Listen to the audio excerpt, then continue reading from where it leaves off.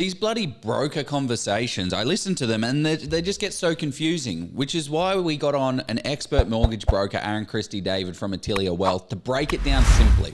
So we're going to call it Whiteboard Wednesday. He essentially gets out a whiteboard and completely breaks down and tells you where to put the capital and how to allocate it for maximizing your borrowing ability. And one of the things is he says everyone doesn't get stuck at a borrowing capacity wall. They get stuck at a different type of wall.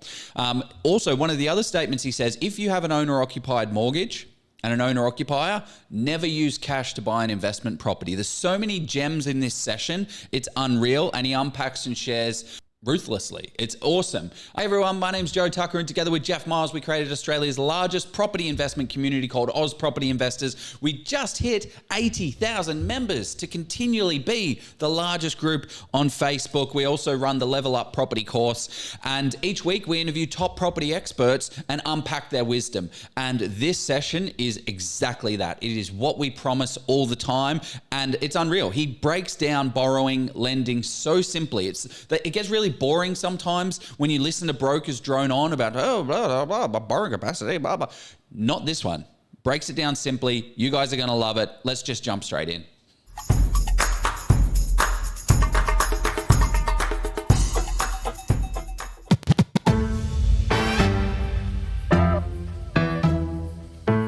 Somebody starting off, how should somebody think about their borrowing capacity and their lending kind of combined? What should they be doing if they're starting clean slate, early 20s or early 30s, whatever age somebody's starting at? Yeah, I think the first step is finding out what your borrowing capacity actually is. Yeah. You can talk about choose your strategy. You can talk about, hey, look, map out the long term. You got to go, okay, if I want to take that next logical step, I just need to work out what my borrowing capacity is, because that will ultimately determine what you're going to do next. Because are you limited to buying a property sub 500, 600K? Do you have the ability to go and buy 2 properties? That's the conversation that's going to start to come up when you have a strategic mortgage broker, because you can't just have this with any mortgage broker, for example. It's got to be a strategic mortgage broker that can understand the game of investing. Where that comes into it, and I'll give you a few examples, is you could potentially look to buy your first investment property with 0 cash down. Is that the guarantor approach? You do it as the guarantor. That's correct. Because what happens is, like I said, you got your deposit there, but if you lock that deposit up into the first investment property, that's it. You're stuck. It's like maybe at a 90% loan to value ratio, and you got to let that probably do some heavy lifting, and you're out of the market for quite some time before you can pull out equity on that. Okay. So guys, girls, if you need any questions answered, and this is probably we should have done this at the very start, put them into the chat and let's get as many questions as you can, because I want everyone to get like immense value out of our time together. We could be here for 3 hours, Aaron, if the amount of questions. The girls will be asleep by the time. So I got all night. Don't worry about that. But yeah, let me know the questions. So I know this is one that we sort of spoke a little bit about rent vesting and how it can help and pros and cons. But so we can come back to investing and deep dive on that. But just to go finish this point off, so first time investors, you either as a first time investor, you either choose to use a good sum of your deposit, or we go, is there a guarantor loan option? That means it's financed at 100%, maybe even stamp duty as well. So there's no cash down. The cash that you have sits in the offset account against that property. And then we go for the next one after that, because you've gone major bank, guarantor, then potentially you could go second tier lender, 90% lend, and that way you've gone 2 properties, pretty much bang, bang. And think about if you had an investor buying 1 property and waiting for that to increase in value to go again, and they've got decent borrowing capacity, they could be sitting on the sidelines for quite some time. So I'm the type of broker that's going, it's a little bit of speed here, not buying for the sake of it, but buying while you have momentum. Because how many times have you guys seen it? Someone sits on the outer, nervous as all hell, trying to get their first one. They buy the first, and like 2 months later, like, mate, we've got to go again. And they've been bitten by the bug. And so to say, hey, you got to sit on the sidelines for 6 or 8 months, they're frustrated. They're a little bit, they're a little bit ants in their pants, and they're going to keep coming back to us going, we want to go again. I'm trying to find a way that we can stack properties to go not only the first one, but the second one, but the third one. And here's what we need to do. And that's your point, Jeff, which was, but how do you start off, and then how do you start to then scale afterwards. This is the conversation I wish that when the broker had with me, because I used the guarantor situation, and this is 2015 before a lot of, and there's some good content floating around out there, but I didn't listen to the content that I needed to hear about guarantors back then, because, and I did the same thing. I borrowed that, popped the money in the offset, and then of course I could have said, okay, I'm ready to go again, but I just didn't know what I didn't know, right? You sort of, as you say, you can't see what you don't know, kind of thing. I think that's, your own. Well, while we're on the topic of guarantor loans, I'll tell you what I did. And I've shared this before on the podcast, but my first purchase, I had that exact opportunity, right? I had $70,000 for as a nest egg that I've been saving for 5-10 years or whatever it was to get into the property market. And I got a guarantor loan on the property. I paid $280,000 for it and paid 105% including costs. And then instead of just getting a nice set and forget, I still had $60,000 worth of cash. I then injected that $60,000 of cash into a renovation, spent $20,000 of it, and then grew it from 280 to 360. And then released the guarantor, which gave family the peace of mind rather than waiting 2-3 years to release the guarantor. I also created equity for myself and then had the cash, which then allowed me to go for the next one. So that's maybe another layer of depth that there is opportunity there. If you can find an incredible renovation project, use the guarantor loan and then pay it off. But just know that you're borrowing 105, so you need to go from 105 to 80. We saw some in a spicy area of Melbourne last night, which, and we're not saying to buy that area, but hey, there's opportunity in any area. Yeah. On the topic of guarantor, if you have an existing property in my name, can I be the guarantor for? So guaranteeing your own property? I mean, isn't that just using equity? If I have an existing property in my name, can I be the guarantor for my next purchase alternative? So can you use... and parents. Okay. Alternative. Okay. Yeah, okay. Yep. So yeah, you can. And this is probably something we can talk about, which is co-purchasing a lot. So if you have an existing property, and that's saying I've got it with my parents, yes, you can. It just depends on the ownership structure. So if you've gone 50-50, then what we're going to do is get that property revalued, go up to 80% against your 50% and pull out any equity. And then we can go to a bank that doesn't need income documents for the parents. So the banking word for that is common debt reducer. So if you have shared debts with, say, a brother or a sister or a friend that you've co-purchased, some banks will say, no, we're going to factor in the debt that mum and dad have in this example, and we're going to give you 50% of the rental income, which is terrible outcome, versus we're going to give you 50% of rental income, but we're going to portion that 50% of the debt, which is yours. Okay. So co-purchasing to me can be done very well. And the only way to do it when you're co-purchasing is to do a property share loan. So CBA and ING offer a property share loan. St. George still do it, or they stopped? We only use those two, mate. Guarantors, you could definitely go St. George. But what happens is, let's say, for example, I bought a property with Jeff, and we'll go, hey, the property's 500, we've got 50 grand deposit each, so we're going to need a loan of 400. So Jeff gets a loan of 200. I get a loan of 200. Now, yes, we're guarantoring because we're co-buying, but when I log into my internet banking, I only see a loan of 200. Jeff, you see your loan of 200. And that's what true property share is. So the amount of times that we get people that have co-bought properties with their siblings and they're like, I'm stuck or they're stuck. Yeah, mate. They're 100% liable. Are you still 100% liable for that on the property share, or you're not 100% liable? No, because on my credit report, it's only showing a $200,000 loan, because that's the only loan that I've applied for. You've applied for your $200K under the property share product. Like, that's like, I'll get into a bit of a tizzy over it, but it's like, it's got to be done right. And how do we set that up? Like, what do we have to talk? Like, is that a broker thing? Is it a purchase acquisition thing? Like, is it tenants in common or joint tenants? It's a broker. Yeah, it's a broker thing. I mean, you could go walk into a branch, CBA do it, but you got to make sure it's done correctly. So property share is a type of product when you're co-buying that when you do that, you are only apportioning your level of debt, because otherwise you're forever going to be stuck with this loan. So that you bought with a sibling That's commonly the most one that we see. Whereas brother sister or brother buy it, and then when you want to go off and do your own thing, you either need all their documents, the pay slips and everything to come in. They got to disclose it, or you got to sell the asset so you can get your money back out. And that's probably not the outcome that a lot of people were hoping for. So if I can kind of hit a home truth on that one, if you're co-buying, you've got to explore property share.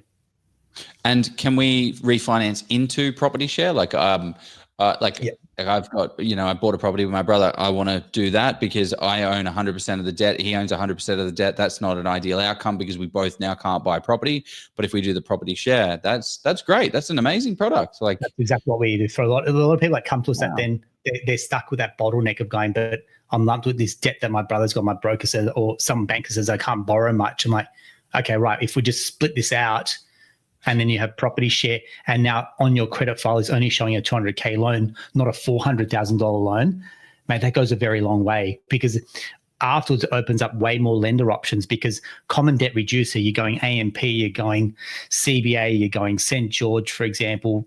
There's only a handful of lenders that offer true common debt reducer. So again, I'll say the banky word is that. It just means for whatever debts you're held forever liable on joint debts. Yeah.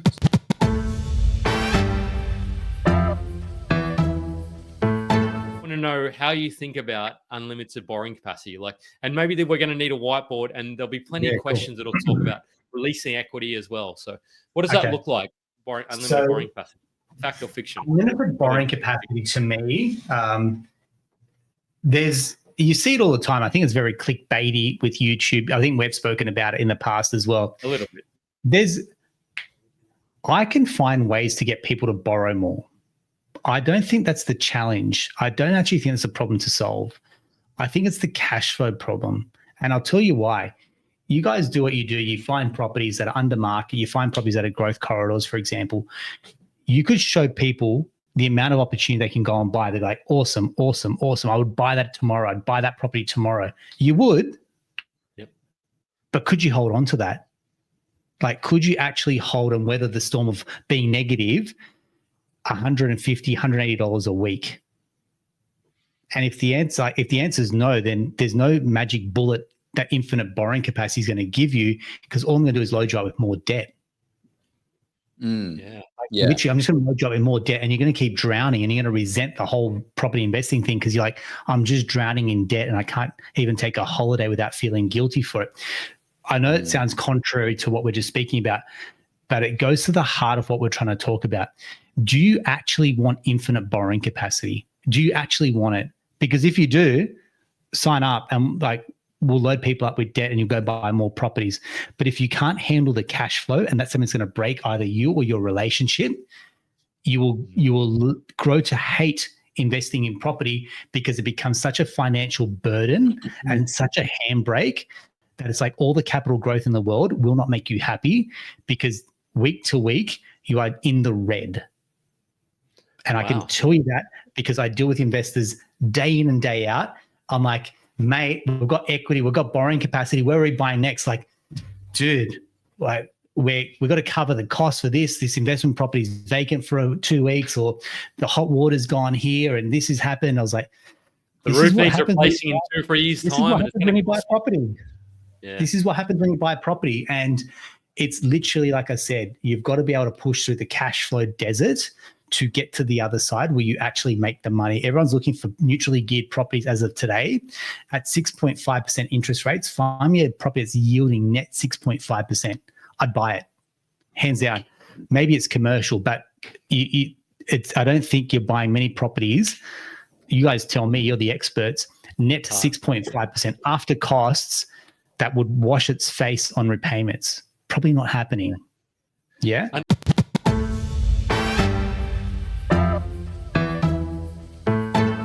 And so many times I'll see people will prioritize getting a car loan over buying property. Now, take me, I don't know. I'm completely tone deaf to this, so you got to go with me on this one. But how is spending $800 or $900 on a motor vehicle per month moving the needle forward? Because that car is not worth what it is at the end of the term. It's costing you money it's losing value. Whereas I'm trying to get people to buy investment properties that are increasing value and it's giving you cash. It's actually, for the most part, paying itself, right? And so the amount of times I see clients that we talk about borrowing capacity, mate, I could get you cash back if you sold that car and you downgraded your car and you lost the car loan. Yeah. And it's not a popular conversation. There's a reason why, because it's got a little bit of chili powder to it, and it stings a little for people going, what? You can't tell me to give up my car. I'm saying, but if you want property investing bad enough, you'll do whatever it takes to get there. And I'm telling you, you already have that cash, that negative cash flow in your budget if you have a car loan. So there should be no reason from my perspective that you can't find that extra bit of cash flow to get you going for that first one or two properties if you have a car loan.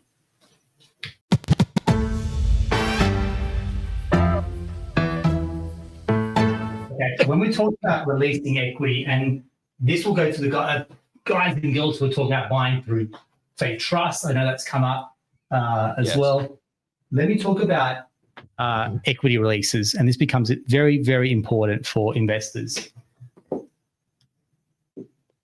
So I'm just going to, again, use round numbers. He's loving the whiteboard demo. Whiteboard writing demo music while we wait. We've got $1 million investment property with a $500,000 mortgage on it. Okay. Now you want to go and buy this next investment property for $500K. Yep. So let's assume that we're just going to use a 20% deposit for this example. So 20% deposit, $100K, plus your 20 stamp duty, buyer's agent's fees, about $150,000 we need, 20% deposit plus costs. Okay. What do we say? 150 grand. And then the loan against that's your 400.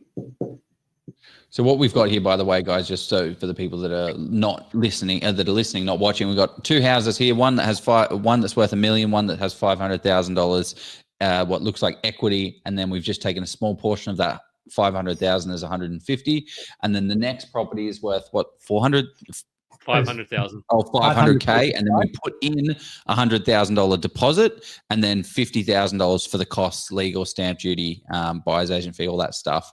So it's now worth $400,000 loan on it, $500,000 value.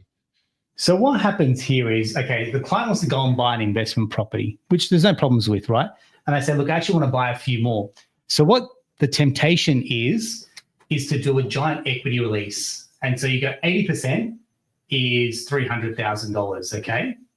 Just ignore this bit for a second. Yep. Now what happens is you've got to service the two loans, the 500 and the 300K. Yep. Versus, hey, what if we drip fed this deposit first to buy this? Now, if you're buying through a trust, for example, at some point you can ring fence. You can exclude that debt. Cool. But if we'd released the 300K, your borrowing capacity would reduce for the next one because you're still servicing like that 300K because you can't exactly get the gearing for it. Okay. Versus if we drip fed that first $150,000 and then we go for the next $150,000, the borrowing capacity, this is why when we show a client, for example, we can split up equity releases in like effectively a tranche or like one lot, then go to the next lot, then go to the next lot as well. Okay. So there's a way that we've been able to stack equity releases. Instead of doing a giant line of credit sometimes, we can stagger the equity releases. Now, this is not convenient because you got to go for another top up and another top up, for example, as well. Documentation and loans. And the reason why brokers don't put this forward is because it's a lot more work for you, Aaron. Highly inconvenient.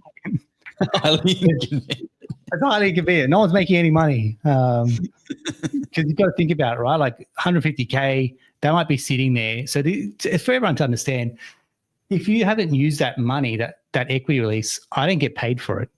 I only get paid when you use it. That could take, and some banks have a cap that if you haven't used it after 12 months, I'm not getting paid for it at all. Oh, wow. Right. So it's a utilization rule that if the client's not using it within 12 months, if they use it in the 13th month, I won't get paid on it. Yeah. So it's inconvenient. But again, if we're talking about trying to get things done in the right way, if you pull this giant 300K line of credit out, you may not be able to borrow that $400,000.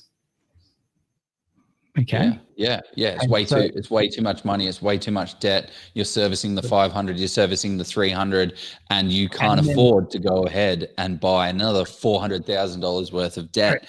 But the broker was like, you said to the broker, I want to withdraw it all so I can go out there and buy investment properties. But they just said, okay, great, I'll give you your 300. That's such a great way to think about it. And it goes back to our point just before, which is, hey, there's all those equity releases and you go, I get excited when I can pull all that equity out. But when you're thinking 3 steps ahead as a broker and you're going, but if we do that, then what's the borrowing capacity like for subsequent purchases? Oh, great, we're going to shoot ourselves in the foot. Where do we find a sweet spot as well?